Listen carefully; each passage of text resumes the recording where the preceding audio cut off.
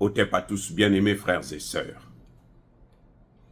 Je vous ai dit hier, à peine dans ma dernière vidéo, que l'OTAN a fait un virage de 360 degrés, 190 degrés. L'OTAN a décidé que l'Ukraine va faire partie de cette institution. Et pourtant, l'Ukraine a été humiliée. Vous savez quoi? Il y a eu, je ne sais pas si vous avez vu cette vidéo qui circule là, où vous voulez venir s'asseoir, on l'a déplacé, on dit non, tu n'as pas ta place ici, va-t'en. Mais à la fin, on dit non, il faut qu'il soit. Et je vous ai démontré que non, mais en fait, c'est parce que l'Ukraine est aux abois. La situation est tellement catastrophique que les militaires ukrainiens ne veulent plus combattre. Alors, il faut trouver un moyen pour les forcer à continuer à être au front. C'est jusqu'au dernier Ukrainien. On vous a déjà dit ça, non? C'est jusqu'au dernier. Et puisque ceux qui vont au front là disent que nous, on ne veut plus partir, on dit, et Zelensky le sait, on le lui dit. Maintenant, on dit à Zelensky, non, maintenant tu vas rentrer dans le temps. Je vous dis, il ne rentrera pas dans le temps. Je vous le garantis, l'Ukraine ne rentrera pas dans le temps. Les Américains sont en train de mentir. C'est de gros menteurs. L'OTAN, c'est de gros... Mais Poutine appelle ça l'empire du mensonge. Il ne rentrera pas dans l'OTAN.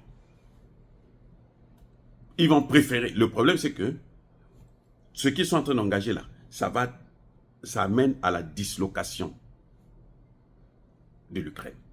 L'Ukraine risque de disparaître en tant qu'État. Mais alors, maintenant, pourquoi l'OTAN insiste à faire cette guerre? Pourquoi? L'OTAN est allé en Yougoslavie. Ils ont bombardé pendant 72 jours, 78 jours. Ils ont déversé des tonnes de bombes. 24 heures sur 24, sans interruption. L'OTAN que vous voyez là, en Yougoslavie là. Là, nous sommes en 99, je crois. En seulement 78 jours, ils avaient déversé des tonnes. Mais ce n'est pas ce que vous voyez en Ukraine. Là. La Russie, c'est-à-dire que la Russie cible les centres énergétiques, les usines, les camps militaires, ainsi de suite. Les aéroports militaires, tout ça là.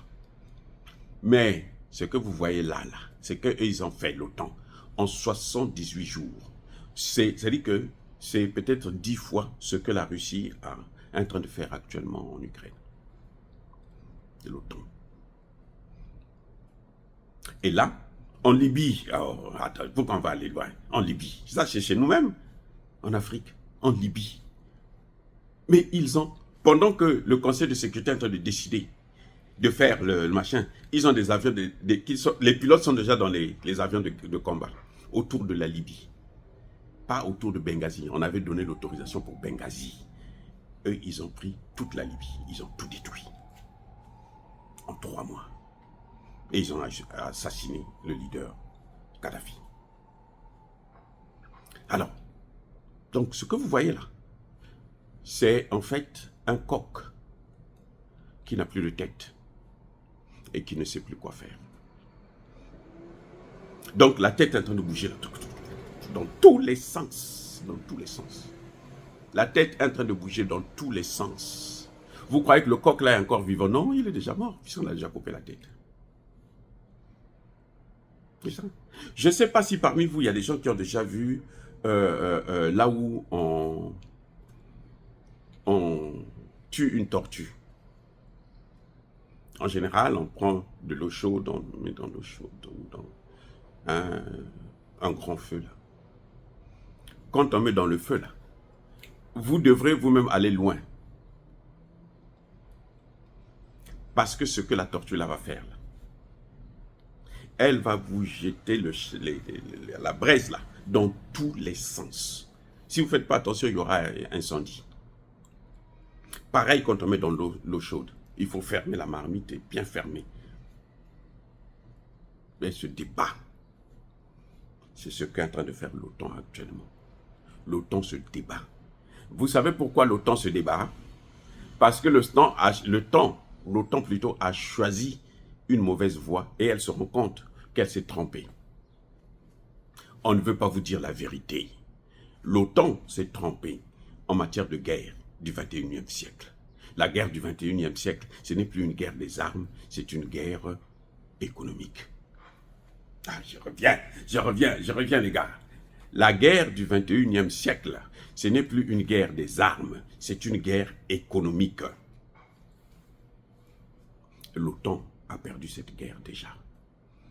Parce que la dédollarisation est en route. C'est pour ça que vous voyez que les Américains ne veulent plus de Joe Biden. Sinon, il allait rester là, c'est lui qui a fait des guerres. Les démocrates, c'est des spécialistes des guerres. On n'en veut plus. Parce que lui, il a mené l'Amérique dans une guerre qui l'appauvrit. Ils ont beau vous dire que 90% de l'aide humanitaire, militaire, qu'on donne à l'Ukraine, ça reste ici aux États-Unis ou ça vient aux États-Unis. C'est vrai. Mais ça n'arrange pas la situation économique des États-Unis. Les amis, ça n'arrange pas. Au contraire, on ne voit pas encore les effets maintenant, mais dans 10, 15, 20 ans, vous allez voir, ça va être la catastrophe. Et donc, il faut maintenant commencer à chercher à limiter les dégâts.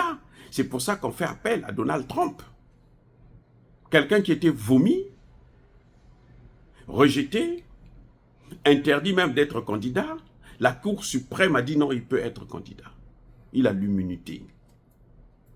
La Cour suprême vient de sortir, là, il y a 2-3 semaines, là, l'immunité présidentielle. Ce qu'on lui avait enlevé, là, la Cour suprême a remis ça pour qu'il puisse être candidat. Un État avait dit qu'il ne peut pas être candidat parce qu'il a fait un coup d'État. La Cour suprême a dit, rayez-moi ça, enlevez-moi ça, imbécile. Voilà. On ne veut pas de ça. Parce qu'ils ont perdu la guerre, la vraie guerre, qui est économique. Regardez maintenant dans la lignée des 10 premières puissances économiques mondiales. Prenons les 5 premières puissances économiques mondiales. Vous avez la Chine, suivie des États-Unis, suivie de l'Inde, et maintenant suivie de la Russie. Et puis vous avez le Japon, les 5 premiers, ou les 5 premières. Alors, vous savez qu'est-ce que ça signifie? Regardez, il y a combien de pays européens? Aucun parmi les 5 premières puissances. Le G7 n'a même plus sa raison d'être. Parmi les 5 puissances, il n'y a aucun pays du G7. Il y a plutôt 2 pays du G7. Un pays de l'OTAN. Vous voyez un peu ce que ça veut dire?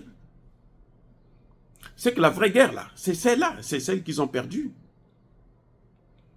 La vraie guerre, les amis, c'est la guerre économique. Une guerre, je le répète encore, n'a de l'importance que lorsque elle apporte des gains économiques. Sinon, cette guerre n'a aucune importance. C'est pour ça que vous voyez que les Américains sont très méchants maintenant avec la RDC. Je dis qu'ils veulent balkaniser la RDC. Vous savez pourquoi? Parce que Kabila avait commis l'erreur d'aller signer des contrats, le contrat du siècle, le plus gros contrat au monde avec la Chine. Ils avaient mandaté Tshisekedi pour que Tshisekedi puisse changer cela.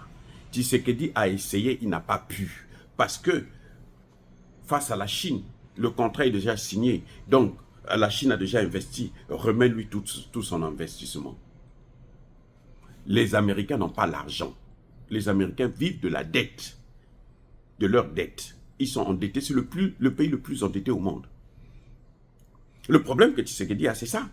Maintenant, Tshisekedi, malheureusement, je dis bien malheureusement, Tshisekedi ne se tourne pas vers l'autre force pour équilibrer les forces avec l'OTAN. C'est ça son problème. Et c'est pour ça que nous le critiquons, c'est pour ça que moi je le critique. Et je critiquerai toujours, je m'en fiche de ce qui va arriver. Mais je veux dire, je suis en train de vous montrer là comment ils sont maintenant aigris, ils sont fâchés. Parce qu'aujourd'hui, le Congo là, même si les Américains contrôlent le Congo, ils ne contrôlent pas tout le Congo. La Chine est le premier producteur des matières premières, des voitures électriques, non? Mais la matière première vient d'où? La bonne partie de matière première vient du Congo. Ils peuvent enlever ce contrat-là à la Chine? Non, ils ne peuvent pas. s'ils veulent le faire par la force, là, vous allez voir, la Chine, ils vont faire la guerre.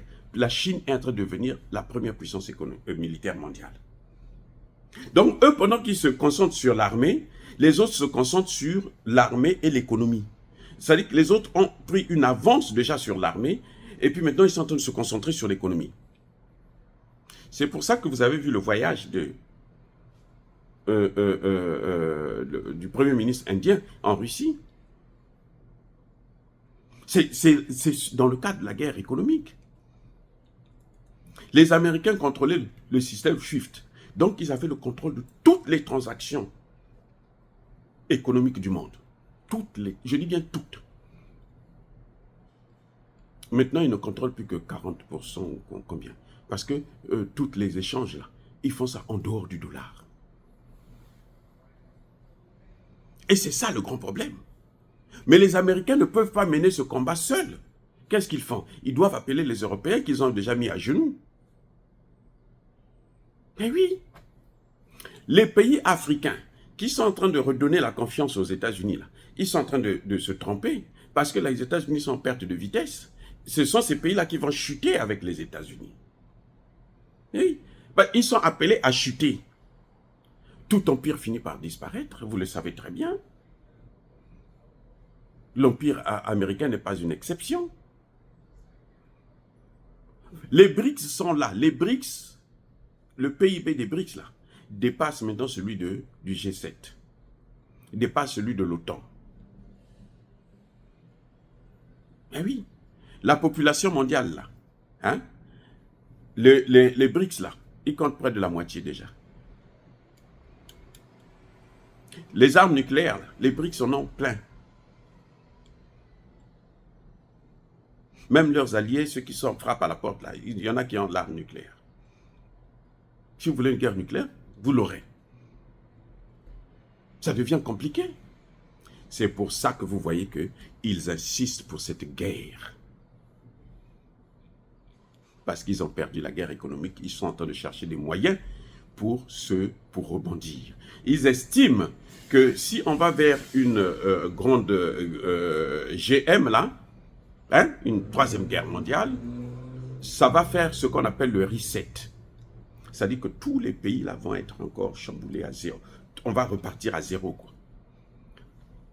Et là, vous allez voir que les Américains vont complètement lâcher les Européens et puis négocier avec la Chine et la Russie.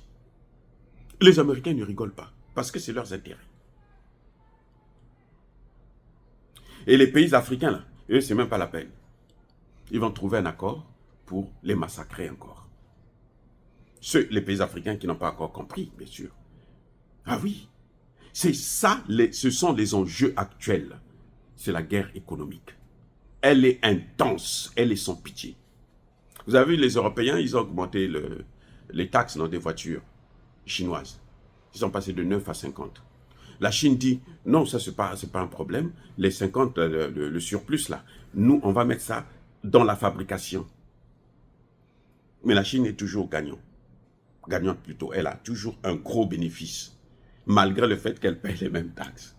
Et la Chine n'a pas riposté encore. Parce que pour que la Chine riposte, par exemple, les Français, il suffit d'arrêter leur vin.